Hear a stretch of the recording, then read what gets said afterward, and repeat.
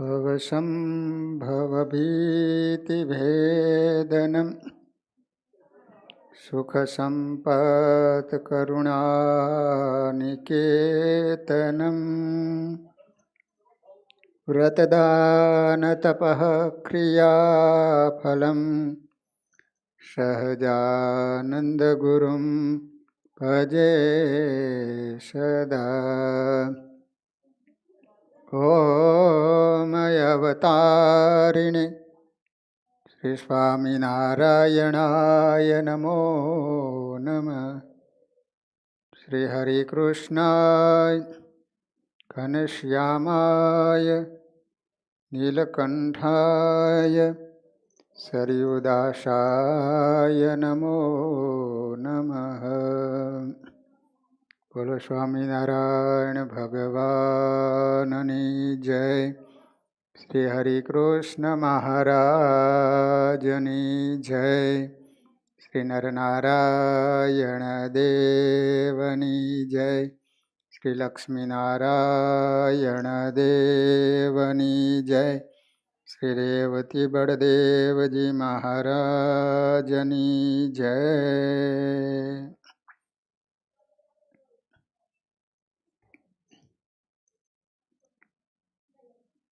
શ્રીમદ ભાગવતજીના એકાદશ સ્કંદમાં ભગવાને ઉદ્ધવજીની આગળ પોતાની વિભૂતિઓનું વર્ણન કર્યું છે. ચારેય આશ્રમોના ધર્મો સમજાવ્યા છે.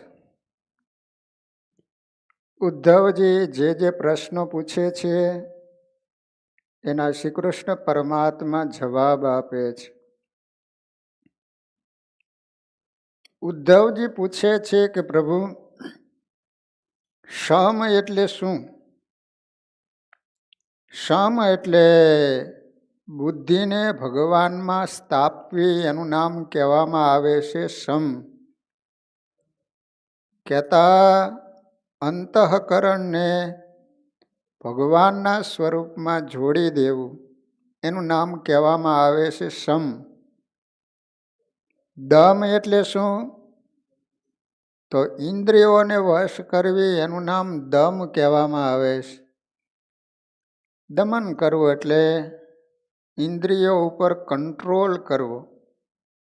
જે ઇન્દ્રિયોના આહાર છે એ વિષયોમાંથી ઇન્દ્રિયોને પાછી ખેંચવી, એનું નામ કહેવામાં આવે છે દમ. દાન કોને કહેવાય? કોઈ પણ પ્રાણીનો દ્રોહ ન કરવો, તે શ્રેષ્ઠ દાન કહેવામાં આવે છે.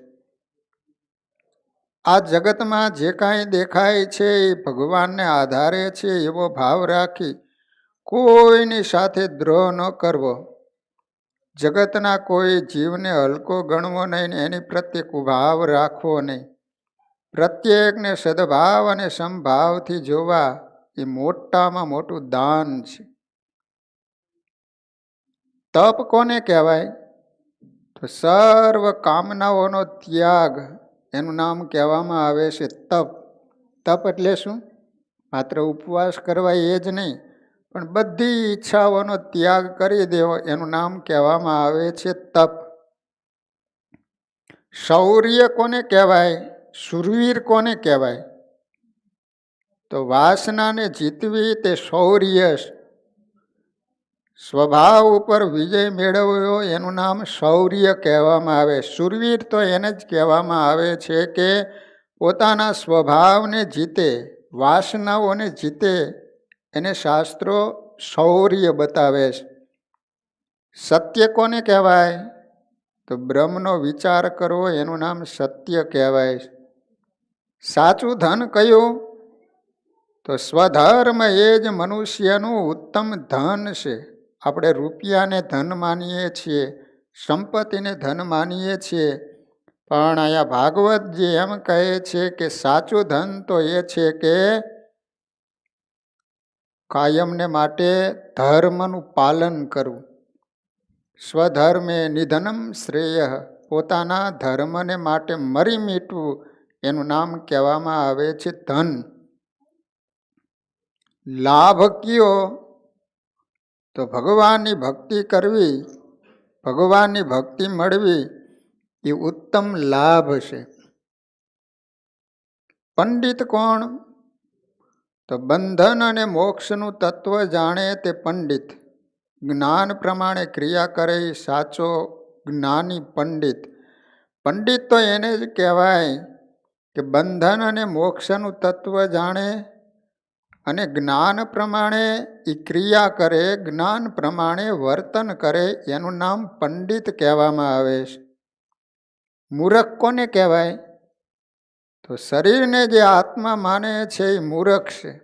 ખરેખર શરીર અને આત્મા અલગ છે, પણ જે માણસ શરીરને જ આત્મા માની બેઠો છે એને શાસ્ત્રો મૂર્ખ કહે છે. ઇન્દ્રિય સુખમાં ફસાયેલો તે અજ્ઞાની અને મૂર્ખ છે. ધનવાન કોણ છે તો ગુણોથી સંપન્ન અને સંતોષી એ જ ધનવાન છે. ગમે એટલું ધન હોય પણ જો એને સંતોષ ન હોય, એમાં ગુણ ન હોય તો એ સાચા અર્થમાં ધનવાન નથી. પણ જે માણસ ગુણોથી સંપન્ન છે અને જે મળ્યું છે એમાં સંતોષ માને છે એને ભાગવતજી ધનવાન કહે છે. દરિદ્ર કોણ? આ દુનિયામાં ભિખારી કોણ?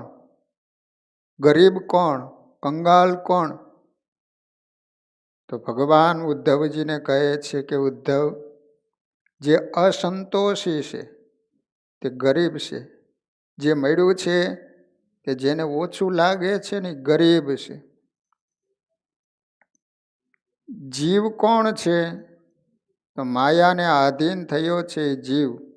સંસારના વિષયોમાં ફસાયેલો અને ઇન્દ્રિયોનો ગુલામ છે એને જીવ કહેવામાં આવે છે. વીર કોણ તો અંદરના શત્રુઓ વિષયોને મારે એને વીર કહેવામાં આવે છે. સ્વર્ગ શું અને નરક શું? અભિમાન મારે અને સત્વગુણ વધે, પરોપકારની ઈચ્છા થાય તો સમજવું કે આપણે સ્વર્ગમાં છીએ.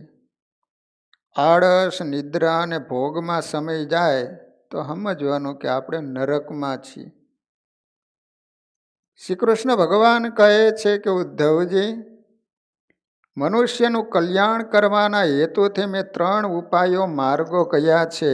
પહેલો જ્ઞાન યોગ, બીજો કર્મયોગ, ત્રીજો ભક્તિ યોગ. મનુષ્ય શરીર જ્ઞાન અને ભક્તિ પ્રાપ્ત કરવાનું સાધન છે. તેથી તે શ્રેષ્ઠ છે. સર્વ ફળોનું મૂળ છે. કરોડો ઉપાયથી પામવું અશક્ય એવું શરીર દેવ યોગે મળ્યું છે.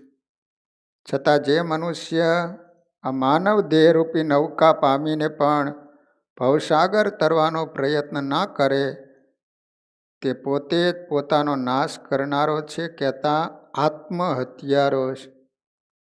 ખરેખર ભગવાને દેવોને દુર્લભ આવો મનુષ્ય જન્મ આપ્યો, છતાંય પણ આ મનુષ્ય જન્મે કરીને જે મોક્ષ ન સાધે, ભગવાનના ધામની પ્રાપ્તિ કરી ન શકે તો એને ભાગવતજી આત્મહત્યારો કહે છે. હે ઉદ્ધવજી, આ અખિલ વિશ્વમાં હું સર્વવ્યાપી તરીકે રહેલો છું એવી ભાવના કરજે અને રાખજે. ભક્તિથી એ પ્રમાણે સર્વના આત્મારૂપ મારું દર્શન થતાં મનુષ્યના અહંકારની ગાંઠ છૂટી જાય છે. આ સારાય વિશ્વમાં ભગવાન વ્યાપીને રહેલા છે. સારું વિશ્વ ભગવાનનું છે. આવી જો ભાવના કરવામાં આવે ને તો માણસનો અહંકાર છે એ નાશ પામે છે. જે કોઈ છે એ પરમાત્માનું સ્વરૂપ છે. આવી ભાવના રાખે, બધાની અંદર ભગવાન રહેલા છે એવી રીતે સમજે અને જોવે તો માણસનો અહંકાર છે ને એ નાશ પામે છે. એના સર્વ સંશયો છેદાઈ જાય છે અને સર્વ કર્મો પણ નાશ પામે છે. તે પછી ઉદ્ધવજીને આજ્ઞા કરી છે કે જગતમાં કોઈ વખાણ કરે તો રાજી થઈશ નહીં, અને નિંદા કરે તો નારાજ થઈશ નહીં. નિંદા અને સ્તુતિને સમાન ગણજે, મનને શાંત રાખજે. જે માણસ સ્તુતિ અને નિંદામાં સમાન રહે છે ને એ જ માણસ કાયમને માટે સુખી ગણાઈશ. તારે પણ કોઈની સ્તુતિ કે નિંદા કરવી નહીં. સૂર્યનારાયણને આ બાબતમાં ગુરુ કરજે. તેઓ જાણે છે કે સજ્જન કોણ છે અને દુર્જન કોણ છે, પણ મોઢેથી કશું બોલતા નથી. તેમ તું પણ મોઢેથી કશું બોલીશ નહીં. પછી ઉદ્ધવજીને ભિક્ષુ ગીતાનો ઉપદેશ કર્યો. સંસાર મનથી ઉત્પન્ન થાય છે. મનની કલ્પનાથી જ મનને સુખ દુઃખ થાય. નિદ્રામાં જેવું મન થાય એવું જાગૃતમાં રહે તો એ મુક્તિ છે. ભિક્ષુએ ગાયું છે કે મનુષ્યને ધન મેળવવામાં, મેળવેલું ધન વધારવામાં, મેળવેલું ધન વાપરવામાં, ધનનું રક્ષણ કરવામાં વગેરેમાં પરિશ્રમ, ત્રાસ, ચિંતા વગેરે થાય છે. તેમ છતાં લોકો ધનની પાછળ જ પડે છે. ધન દરેક રીતે મનુષ્યને ત્રાસ આપે છે, છતાં મનુષ્યને વિવેક નથી. જો અર્થ, ધનને કહેવામાં આવે છે અર્થ. અર્થની અંદર 15 અનર્થ રહ્યા છે. રાજા પુરરવા અને ઉર્વશીના દ્રષ્ટાંત દ્વારા સ્ત્રીના સતત સંગથી મનુષ્યની કેવી દશા થાય છે એ ભાગવતજીમાં બતાવવામાં આવ્યું છે. દુષ્ટની સંગતિથી માણસની અધોગતિ થાય છે અને સત્સંગથી માણસની ઉર્ધ્વ ગતિ થાય છે. એલ ગીતામાં આ દેહ કોણ છે વગેરે ચર્ચા કરી. આ દેહ માંસ હાડકાથી ભરેલો અને દુર્ગંધયુક્ત છે. ભગવાને આ તો ઉપરથી ચામડું મેઢ્યું છે ને એટલે માણાનો દેહ સારો લાગે છે. બાકી તો અંદર એકેય વસ્તુ સારી નથી. આપણા શરીરમાં 9 દ્વાર કહેવામાં આવે છે. 9 દ્વારમાંથી એકેય વસ્તુ સારી નીકળે? આંખમાંથી ચીપિયા નીકળે, કાનમાંથી મેલ નીકળે, મોઢામાંથી લાળ ગળફા નીકળે, નાકમાંથી છેડા નીકળે, પેશાબ ઇન્દ્રિય દ્વારા પેશાબ મળ, એકેય ઇન્દ્રિયોમાંથી, એકેય દ્વારમાંથી સારી વસ્તુ નીકળતી નથી. તે આપણા શરીરની અંદર હાડ માણસ એવું જ ભરેલું છે, પણ ઉપર આ ચામડું મઢેલું છે ને એટલે માણસને એના પ્રત્યે પ્રેમ થાય છે. બાકી અંદરની વસ્તુ જે એકવાર જોઈ જાય ને તો એ ખાવા બેવે ને તો ખાવું ન ભાવે. લો હાડકા માંસથી ભરેલો અને દુર્ગંધયુક્ત છે. આવા દેહના સુખમાં રચો પૈચો રહે તો મનુષ્ય કીડા કરતાં પણ હલકો છે. છેવટે ઉદ્ધવ શ્રી કૃષ્ણને પૂછે છે કે આપે યોગ માર્ગ, ભક્તિ માર્ગ, જ્ઞાન માર્ગ વગેરેનો ઉપદેશ આપ્યો, પરંતુ જે પોતાના મનને વશ કરી શકે એને જ આ યોગ માર્ગ સિદ્ધ થાય છે. અને આ માકડા જેવા મનને વશ કરવું દુષ્કર છે. આપણું મન છે ને બહુ ચંચળ છે, માકડા જેવું છે, ભૂત જેવું છે. ઘાટ સંકલ્પ સતત કર્યા જ કરે છે. ઘણી વાર શાંત ન થાય. માટે જે મનુષ્યો મનને વશ ના કરી શકે તે સિદ્ધિને સહેલાઈથી કેવી રીતે પ્રાપ્ત કરી શકે તે બતાવો. ત્યારે શ્રી કૃષ્ણ ભગવાન કહે છે કે અર્જુનને પણ મને આ જ પ્રશ્ન કરેલો. મનને વશ કરવું કપરું છે, પણ અભ્યાસ અને વૈરાગથી વશ કરી શકાય છે. મનને વશ કરવું હોય તો 2 ઉપાય બતાવ્યા. એક તો સતત અભ્યાસ કરવો પડે. અભ્યાસ શું કરવાનો? મન જ્યાં જાય છે ત્યાંથી પાછું ખેંચીને ભગવાનના સ્વરૂપમાં જોડવાનું. પછી વૈરાગ્ય. વૈરાગ્ય હોય ને તો જગતમાં ક્યાંય મન જાય નહીં. સારું જગત જેને દુઃખરૂપ લાગે, વૈરાગ્ય આવે ને પછી જગત એને નાશવંત દેખાય. એટલે મન ક્યાંય જગતના પદાર્થમાં જાય નહીં, એનું ભગવાનના સ્વરૂપમાં રહે. પરંતુ એ બધી ખટપટમાં ન પડવું હોય તો ભગવાને મને પ્રાપ્ત કરવાનો સહેલો માર્ગ મારી ભગવાનની અવ્યભિચારિક અનન્ય ભક્તિવાળો પુરુષ અનાયાસે જ્ઞાનવાળો, બુદ્ધિવાળો, વિવેકવાળો અને ચતુર બને છે. અંતે મને ભગવાનને પ્રાપ્ત કરે છે. છેલ્લે ભગવાને ભક્તિ માર્ગ બતાવ્યો કે તમારે મન વશ કરવું હોય તો અભ્યાસ ને વૈરાગ્ય થોડોક અટપટો માર્ગ છે, એ થોડોક કઠિન છે.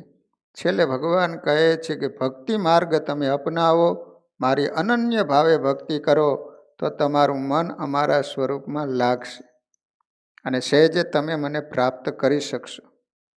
ભક્તિ સ્વતંત્ર છે, તેને કોઈ અવલંબનની કે ક્રિયાકાંડની જરૂર પડતી નથી. તેને આધીન સર્વ છે.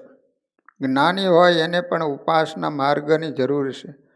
કર્મયોગીને પણ ઉપાસના માર્ગની જરૂર પડે છે. જ્ઞાનયોગ અને કર્મયોગમાં ભક્તિ યોગ મળે તો જ એ મુક્તિદાયક બને છે, અન્યથા નહીં. જે મનુષ્ય સર્વ કર્મો ત્યજીને મને કહેતા ઈશ્વરને પોતાનો આત્મા અર્પણ કરી દે ત્યારે એને સર્વોત્કૃષ્ટ બનાવવાની મને ઈચ્છા થાય છે. તે પછી તેઓ મારી પોતાની સાથે એક થવાને યોગ્ય બને છે, અંતે મોક્ષપણાને પામે છે.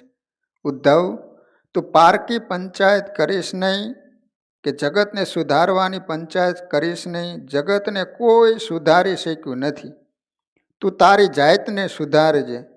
જગતને પ્રસન્ન કરવું બહુ કઠણ છે. ભગવાનને પ્રસન્ન કરવા એટલા કઠણ નથી. માણાને પ્રસન્ન કરવા, રાજી કરવા એ બહુ કઠણ છે. ભગવાન એટલા બધા કઠણ નથી. થોડીક તમે ભગવાનની ભક્તિ કરો તો ભગવાન પ્રસન્ન થાય. તારું ધન તું ગમે એને આપજે, પણ તારું મન મને આપજે. ઈશ્વર જે રીતે મનને સાચવશે તેવું બીજું કોઈ સાચવી શકશે નહીં. માટે તું સર્વવ્યાપક નારાયણને શરણે જા. ઉદ્ધવ, મેં તને સર્વ બ્રહ્મજ્ઞાન કહ્યું છે. આ બ્રહ્મજ્ઞાનનું દાન જે બીજાને કરે તેને હું પોતે મારું સ્વરૂપ અર્પણ કરું છું. બોલ, હવે તારે બીજું કંઈ સાંભળવું છે? તારો શોક મોહ દૂર થયો. ભગવાને આ રીતે પોતાનું જ્ઞાન ઉદ્ધવને બોલાવી અને આપ્યું છે. હવે ભગવાને નિર્ણય કર્યો છે કે આ લોકને છોડી અને મારા ધામમાં જવું છે, પણ કાયમને માટે આ પૃથ્વી ઉપર મારું જ્ઞાન ટકી રહે એટલા માટે ભગવાન એક પાત્ર ઉદ્ધવજીને જાણી અને પોતાની પાસે બોલાવી અને પોતાનું જ્ઞાન આપ્યું. આટલું જ્ઞાન આપ્યા પછી ભગવાન ઉદ્ધવને કહે છે કે બોલ ઉદ્ધવ, તારે હવે કંઈ સાંભળવું છે? બીજું કંઈ જાણવું છે? ઉદ્ધવજી કહે છે કે પ્રભુ, મારો સારો હોય શોક અને મોહ દૂર થઈ ગયો છે. ઉદ્ધવજી સાષ્ટાંગ પ્રણામ કરીને કહે છે કે હવે મારે વધુ કાંઈ સાંભળવું નથી, પણ જે સાંભળ્યું છે તેનું મારે મનન કરવું છે. ઓલા પશુ હોય ને, પહેલાં એ ખાઈ લે, પછી બેઠા બેઠા વાગોડે. એમાં કથા સાંભળ્યા પછી એનું મનન નિધિધ્યાસ કરવો જોઈએ તો સાક્ષાત્કાર થાય. માણસને યાદ કેમ નથી રહેતું? કે એ સાંભળ્યા પછી એનું મનન નથી કરતો. એટલે દિવસમાં 4-5 વાર યાદ કરવું જોઈએ કે આપણે સવારે વચનામૃત વાંચ્યું હતું, શું આવ્યું હતું? આપણે કથા સાંભળી તો એ કથામાં શું આવ્યું હતું? આ રીતે સતત વારંવાર તમે એને યાદ કર્યા કરો તો એ વાતનો સાક્ષાત્કાર થઈ જાય. પછી ઈદમ સાંભળી આવેલો. તમે કોઈને રૂપિયા આપ્યા હોય એ ભૂલો છો? કેમ નથી ભૂલતા? સતત એનું જ આપણને મનન થતું હોય છે. દિવસમાં કેટલી વાર યાદ કરતા હોય છે ઓલાને 5 લાખ આપ્યા છે, 5 લાખ આપ્યા, એ ભૂલાય જ નહીં આપણને. લો, એ રીતે આ કથા તમે આખો દિવસ સતત એનું મનન થયા કરે ને તો પછી યાદ રહી જાય. ઉદ્ધવજી કહે છે કે ભગવાન, મેં ઘણું બધું સાંભળ્યું, હવે આ કથાનું જે સાંભળ્યું છે એનું મનન કરીશ. શ્રી કૃષ્ણ ઉદ્ધવને આજ્ઞા કરી કે તું અલકનંદાને કિનારે જા, બદ્રિકાશ્રમમાં જા. અને ત્યાં ઇન્દ્રિયોનો સંયમ કરી એકાગ્ર બુદ્ધિ કરી મેં આપેલા બ્રહ્મ જ્ઞાનનું ચિંતન કર અને મારામાં ચિત્તને સ્થાપજે, એટલે તું મને પામીશ. બદ્રિકાશ્રમ યોગ ભૂમિ છે, ત્યાં પરમાત્મા સાથે યોગ જલ્દી સિદ્ધ થાય છે. જ્યાં નરનારાયણ દેવ તપ કરે છે. નરનારાયણ દેવ આજ પણ બદ્રિકાશ્રમમાં તપ કરે છે.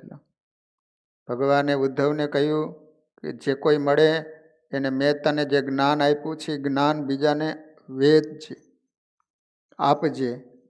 અને પછી ભગવાને પોતાની ચરણ પાદુકા આપી અને ઉદ્ધવને કહ્યું છે કે હવે તમે બદ્રિકાશ્રમ જાઓ. અને પછી દુર્વાસા મુનિ આવ્યા, શ્રાપ આપ્યો. અને એ જ ઉદ્ધવજી હતા એ અયોધ્યામાં ફરીવાર જન્મ લીધો અને એ રામાનંદ સ્વામી બન્યા. સ્વામિનારાયણ ભગવાનના ગુરુ રામાનંદ સ્વામી એટલે ઉદ્ધવજીનો અવતાર હતા. ઉદ્ધવે ફરીથી પ્રાર્થના કરી કે તમે મારી સાથે આવો.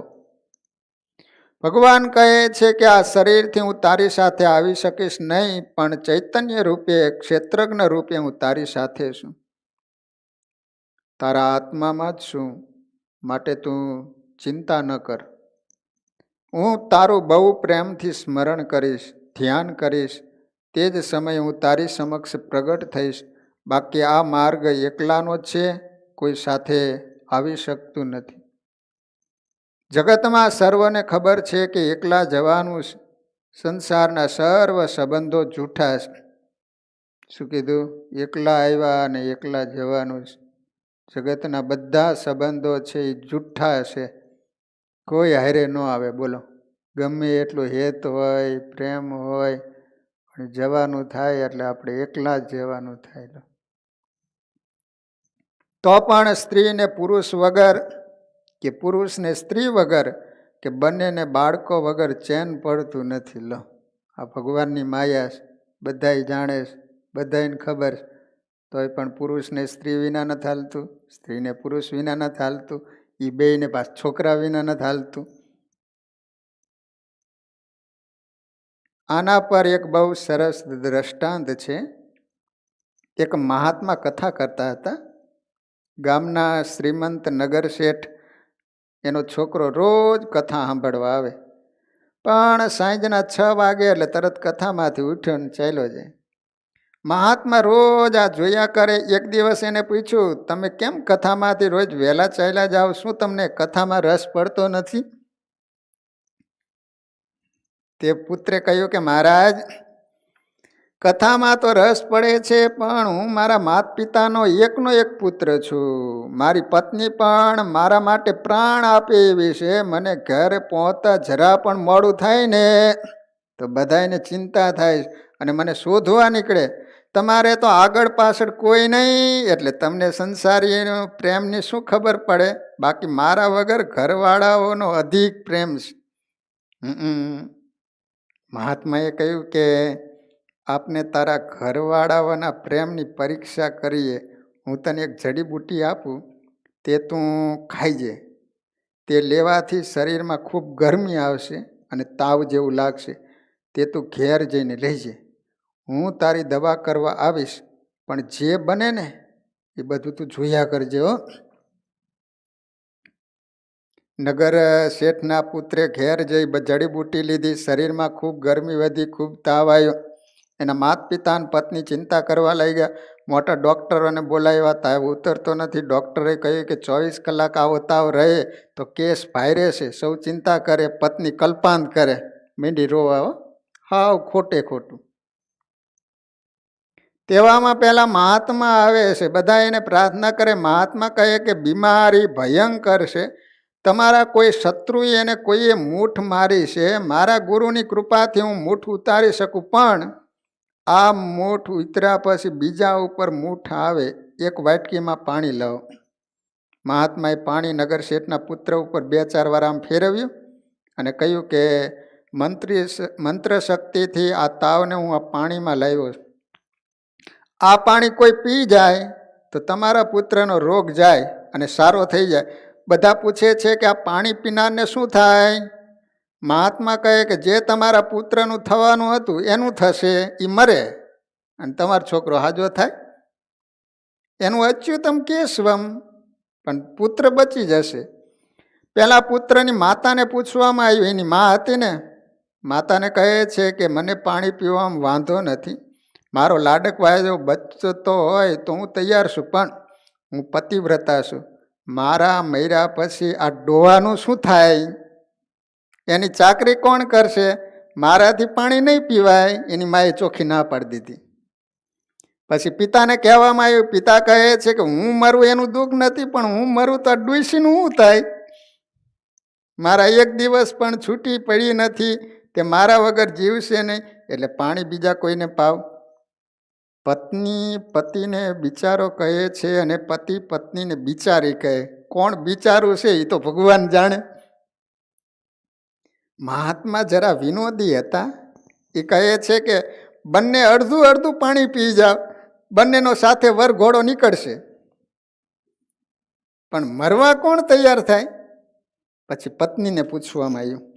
પત્ની કે જો હજી હું તો બાળક છું, દુનિયાના મોજ શોખ હજુ મણ્યા નથી, આ ડોઈસીનું સાસુનું હતું બધું થઈ ગયું, એને પાણી પીવડાવો, હું પાણી પીવાની નથી, કોઈ પાણી પીવા તૈયાર નથી. છેવટે બધાએ કહ્યું કે મહારાજ તમે પાણી પી જાઓ, તમારા પાછળ કોઈ રોવે એવું નથી, તમારા પાછળ અમે દર વર્ષે ભંડારો કરશું, લાડવા ખાઈશું. મહાત્મા તરત પાણી પી ગયા.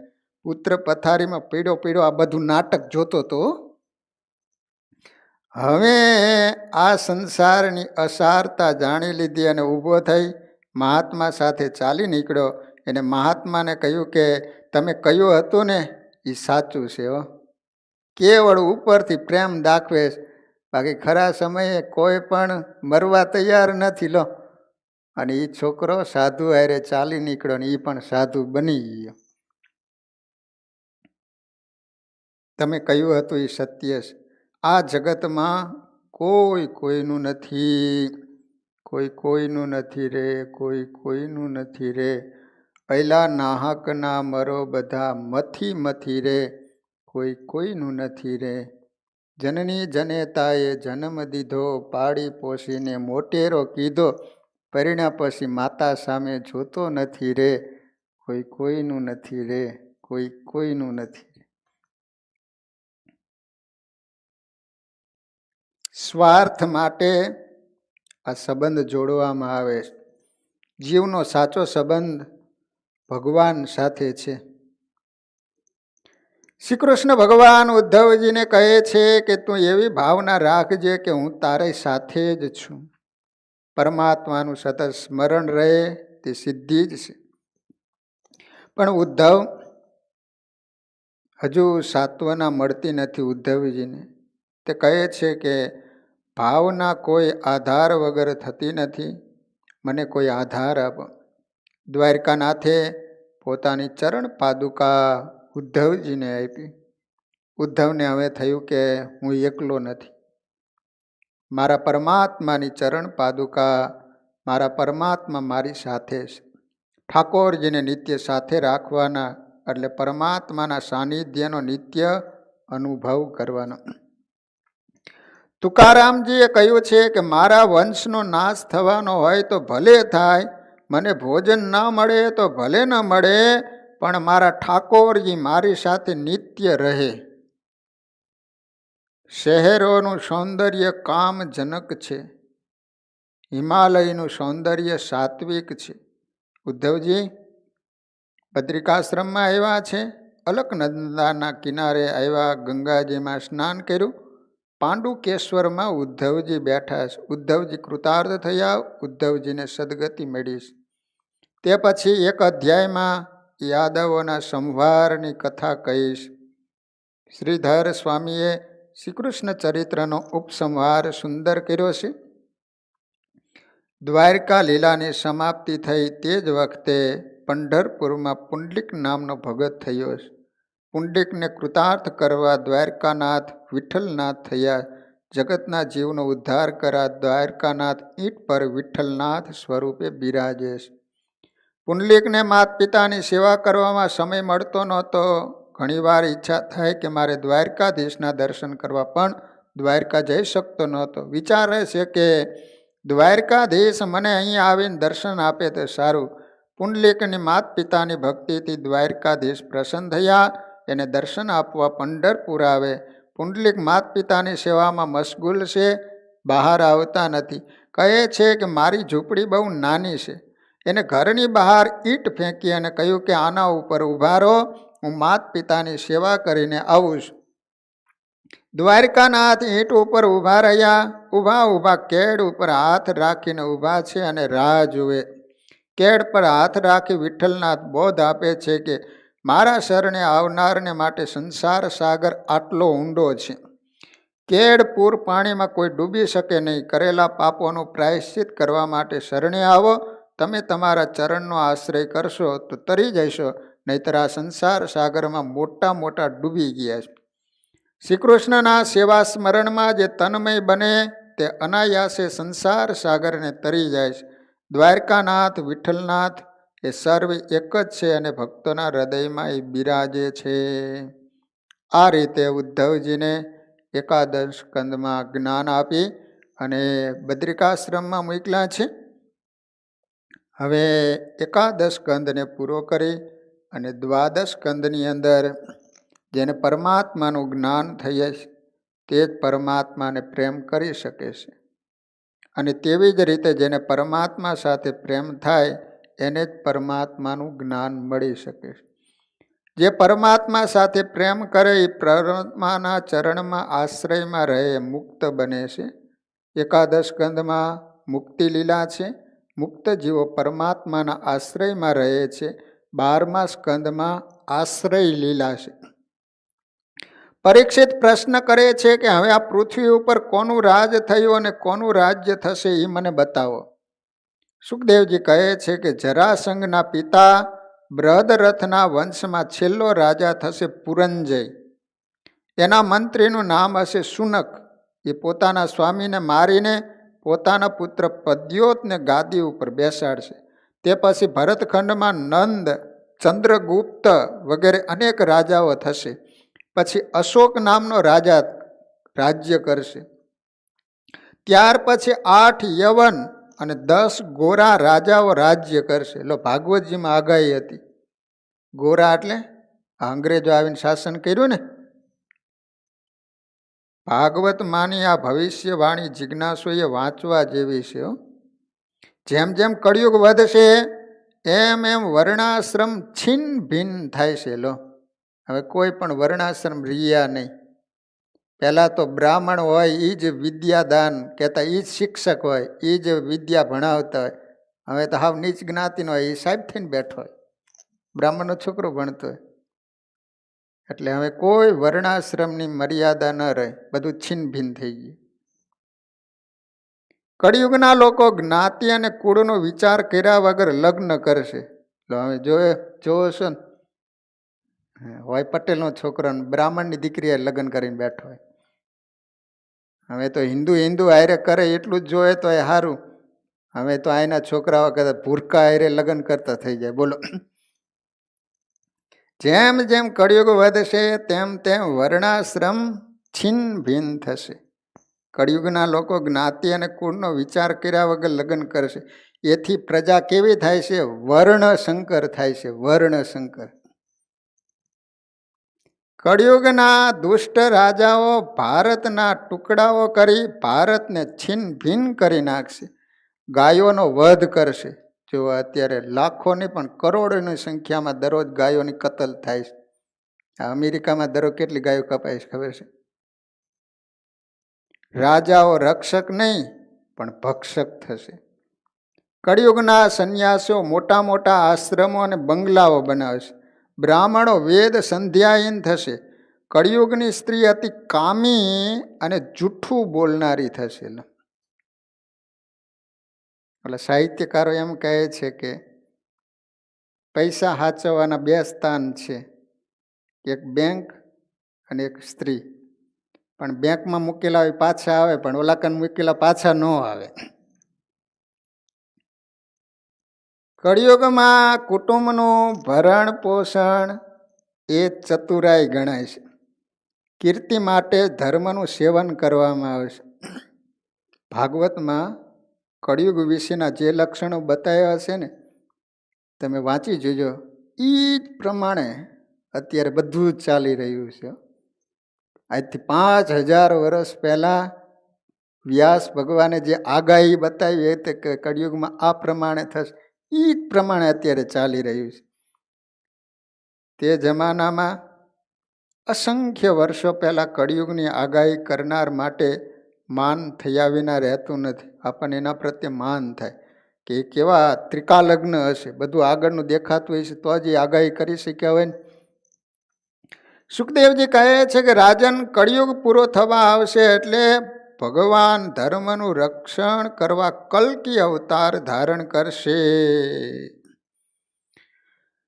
જ્યારે કળિયુગ આવશે ત્યારે માણસની આવરદા ધીમે ધીમે ઓછી થતાં થતાં 25 વર્ષની રહેશે.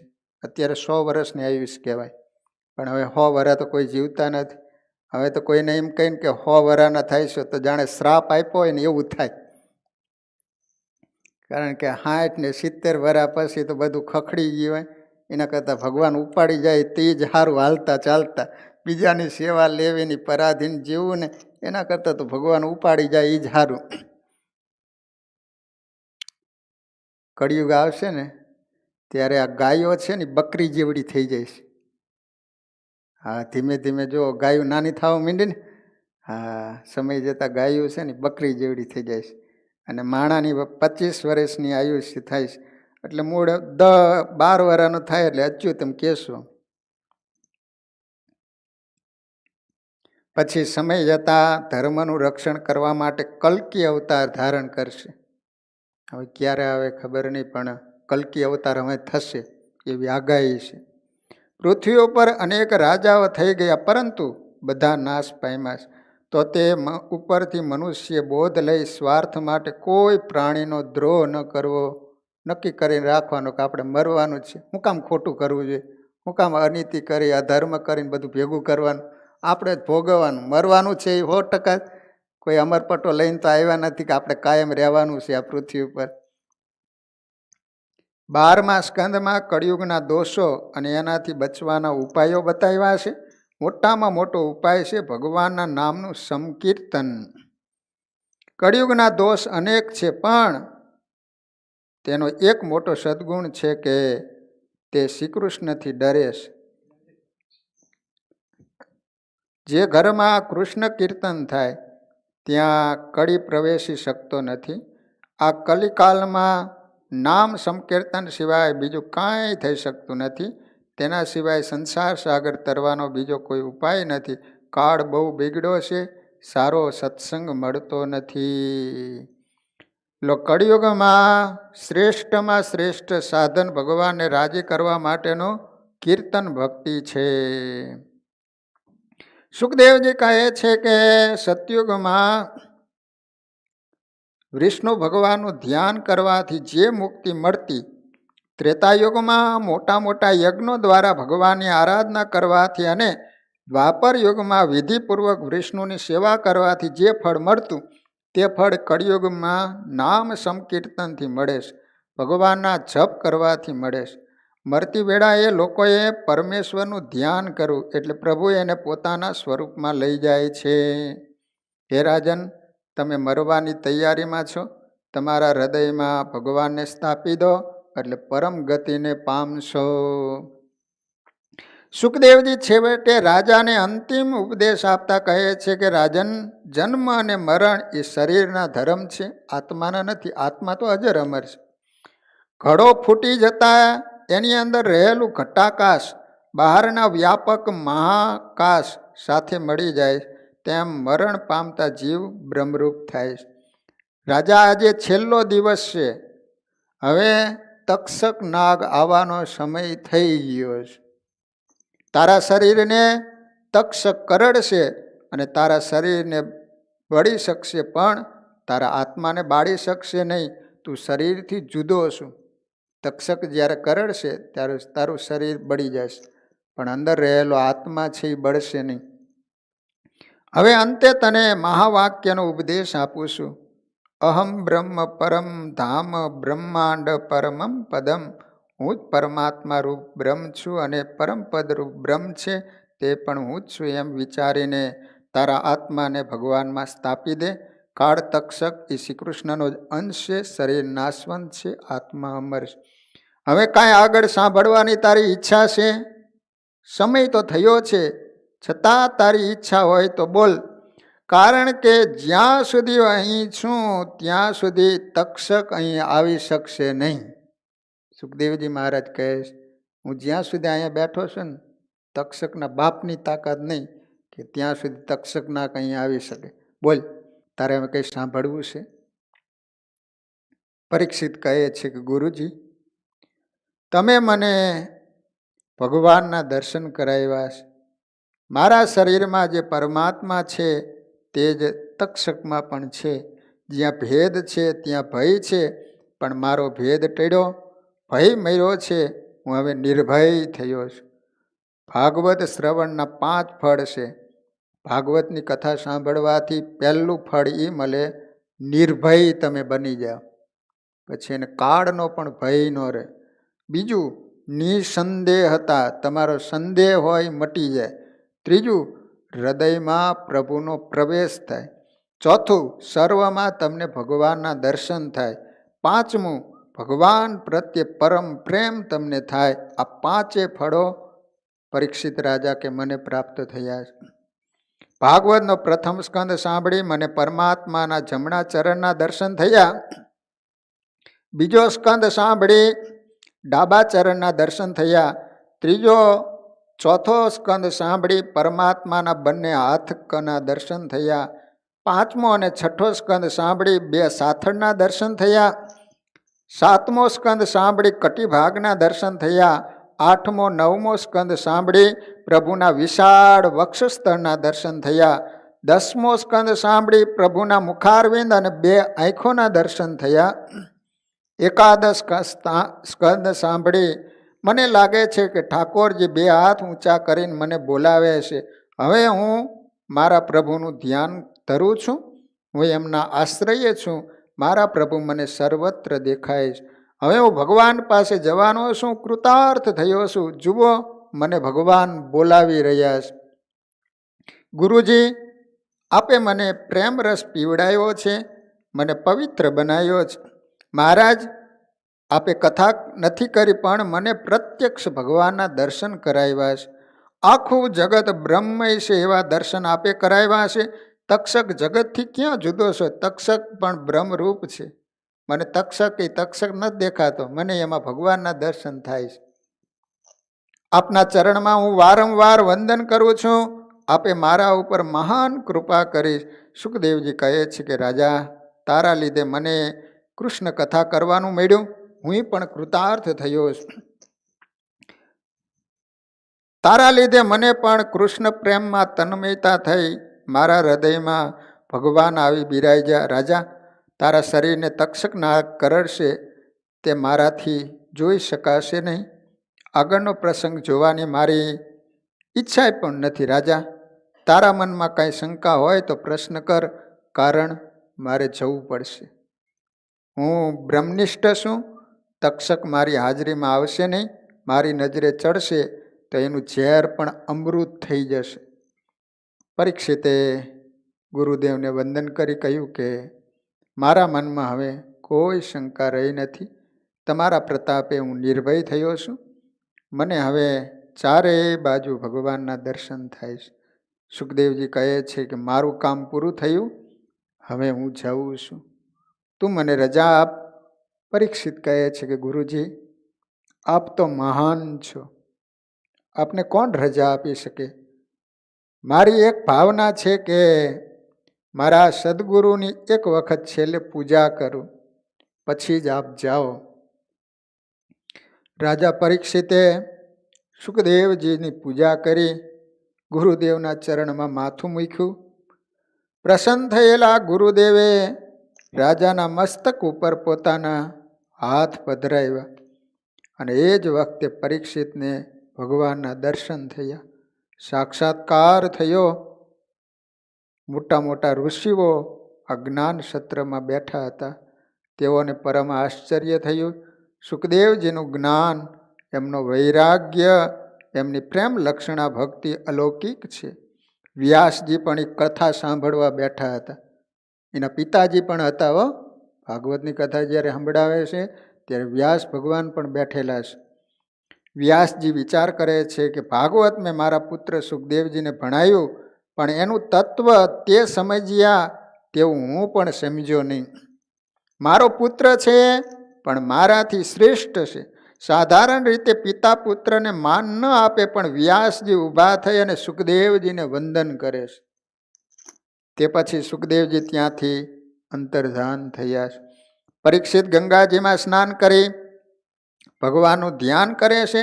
રાજા પરીક્ષિતના શરીરમાંથી એક જ્યોતિ નીકળ્યો અને મહાજ્યોતિમાં ભળી ગયો. તે પછી તક્ષક નાગ ત્યાં આવે છે, રાજાના શરીરને કરડે છે. ભાગવતજી એમ કહે છે તક્ષક નાગ હજી કરડે છે એ પહેલાં તો પરીક્ષિત રાજાનો જે આત્મા હતો એ નીકળી અને ભગવાનના સાનિધ્યમાં પહોંચી ગયો હતો. માત્ર શરીર જ પડ્યું હતું. વિષાગ્નિમાં શરીર ભડ ભડ ભડ બળી ગયું. ધન્ય છે પરીક્ષિતને કે જે કાળ કરડતા પહેલા જ ભગવાનના ધામમાં ગયા. ધન્ય છે સુખદેવજીને, ધન્ય છે આ ભાગવત કથાને. સુતજી કહે છે કે હું તે વખતે અહીંયા બેઠો હતો, પરીક્ષિતનું મોક્ષ મેં નજરે જોયો છે. આ પ્રમાણે શ્રીમદ ભાગવતમાં સર્વ પાપોનો નાશ કરનાર ઇન્દ્રિયોના નિયંતા ભગવાન શ્રી હરિનું સાક્ષાત વર્ણન કર્યું. મહારાજ કહે છે કે આ જ્ઞાન સત્ર કથા સાંભળી કાંઈ પણ જીવનમાં ઉતારો તો કથા સાર્થક થાય. સત્કર્મની સમાપ્તિ હોતી નથી. જીવનના છેલ્લા શ્વાસ સુધી સત્કર્મ કરજો. પરોપકારમાં શરીર ઘસાડજો.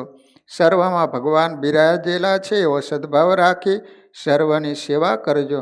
આ કથા સાંભળવામાં વક્તા શ્રોતાથી અજાણે પ્રમાદથી કોઈ દોષ થઈ ગયા હોય તો એનું પ્રાયશ્ચિત કરવાનું હોય છે. મોટેથી સર્વ 3 વાર શ્રી હરયે નમઃ, શ્રી હરયે નમઃ, શ્રી હરયે નમઃ આ રીતે બોલવાથી, આ મંત્રથી સર્વ પાપોનો નાશ થાય છે અને મનુષ્ય સર્વ પાપોમાંથી મુક્ત બને છે. અંતમાં જેનું નામ સંકીર્તન સર્વ પાપોનો નાશ કરે છે, જેમને કરેલા પ્રણામ સર્વ દુઃખોને હરી લે છે, તે પરમેશ્વર શ્રી હરિને હું નમસ્કાર કરું છું. તો વાલા ભક્તજનો, આપણે શ્રીમદ ભાગવતની કથા ચાતુર્માસના પ્રારંભમાં કરેલી હતી. એને આજે 6 મહિના જેટલો સમય થઈ ગયો. આપણે ભાગવતની કથા દરરોજ 1 કલાક કરતા હતા. 6 મહિને આખું ભાગવત આજે પૂરું થઈ ગયું. બરોબર પૂનમના દિવસે જ ભાગવતજી પૂરું થયું. તો વાલા ભક્તજનો, હવે કાલે કયા ગ્રંથની કથા કરીશું તો એ કાલે જ હું કહીશ. તો અહીંયા ભાગવતના 12 સ્કંદ પૂરા થાય. ભગવાનના જયનાદ સાથે અહીંયા કથાને વિરામ.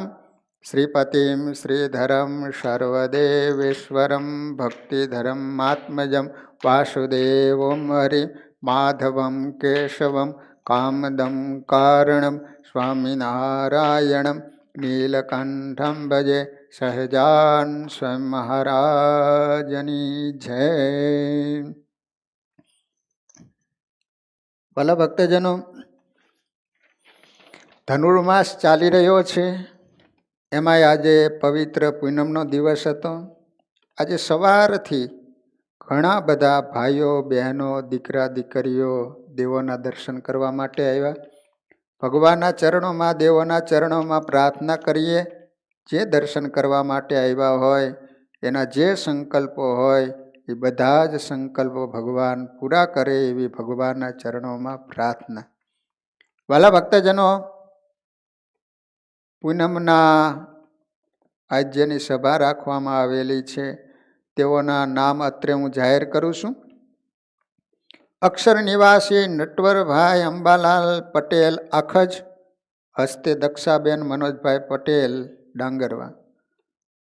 પછી પ્રિયકભાઈ નવીનભાઈ મણીલાલ, વેદ બ્રિજલભાઈ નવીનભાઈ મોખાસન. વેદની બર્થડે એ નિમિત્તે આજ પૂનમની સભા રાખવામાં આવી છે. નવીનભાઈ અહીંયા સુતારી કામ સારી એવી સેવા આપેલી છે. તો વાલા ભક્તજનો, વાર્ષિક પૂનમના યજમાન છે તેઓના નામ અત્રે જાહેર કરું છું.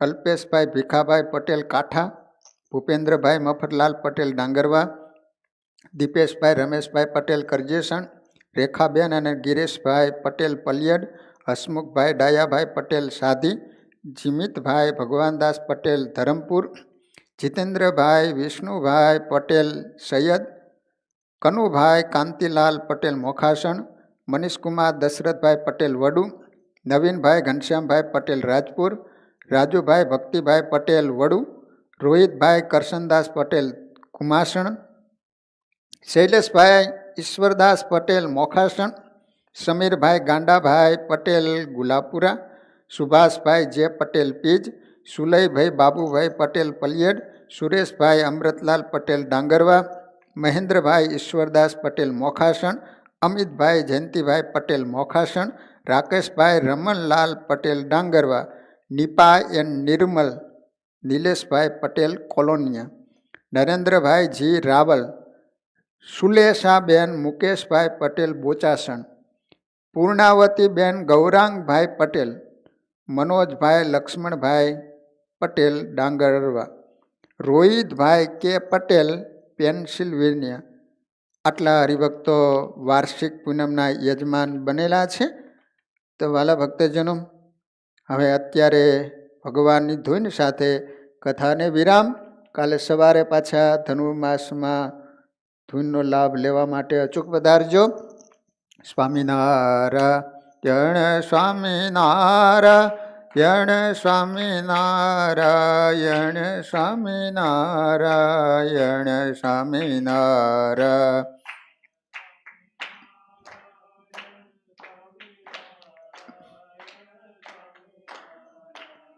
સ્વામિનારાયણ સ્વામિનારાયણ સ્વામિનારાયણ સ્વામિનારાયણ સ્વામિનારાયણ.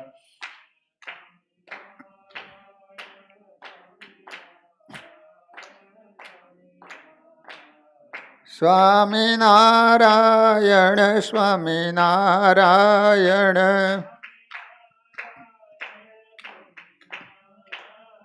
સ્વામિનારાયણ સ્વામિનારાયણ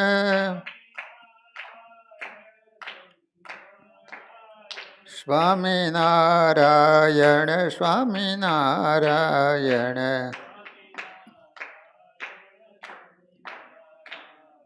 સ્વામિનારાયણ સ્વામિનારાયણ સ્વામિનારાયણ. નારાયણ સ્વામિનારાયણ સ્વામિનારાયણ સ્વામિનારાયણ સ્વામિનારાયણ સ્વામિનારાયણ સ્વામી.